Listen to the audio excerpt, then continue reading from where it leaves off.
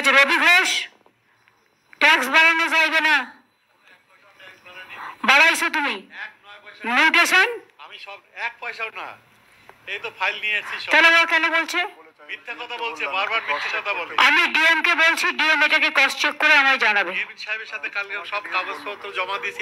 আচ্ছা ঠিক আছে, তুমি বলেছো, আমি তোমাকে বিশ্বাস করছি, আমি ক্রস চেক করব। তোমার শরীর ঠিক আছে তো? হ্যাঁ হ্যাঁ, সুন্দর আছে। সুন্দর আছে? হ্যাঁ। শীতল মাছ খাও? মাছ টাছ খাই না, এখন নিরামিষ। সে কি এখন নিরামিষ হয়ে গেছে? আমি শুধু দুটো কথা বলবো। হ্যাঁ বলো।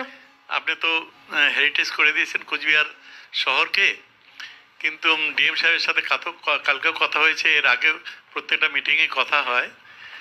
আপনিও গতবার যখন গেলেন লোকসভা ইলেকশনের পরে, তখনও আপনার নজরে দিয়েছিলাম যে 48 কোটি টাকার ড্রেনেজ সিস্টেমে যে হেরিটেজের, যে জন্য একটু জল টল বেশি ক্লিয়ার হয় না, এটা এখনও আমরা অনুমোদনটা পাইনি। এটা পাইলে খুব সুবিধা হয়। পরে দেখা যাবে আবার যখন টাকা আসবে। ওকে, তুমি টাকা ছাড়া অন্য কিছু বলো। অনেক দেওয়া হয়েছে, 300 কোটি টাকা দেওয়া হয়েছে। বস। আর ঠিক আছে সবই, বস, সব ঠিক আছে। গঙ্গাপ্রসাদ শর্মা জয়গাঁও কি আপনি দেখেন এখন? ডেভেলপমেন্ট অথরিটি, ওটা তো একদম ভুটানের গায়ে। একদম ভুটানের গায়ে দিদি, প্রণাম জানাচ্ছি আপনাকে।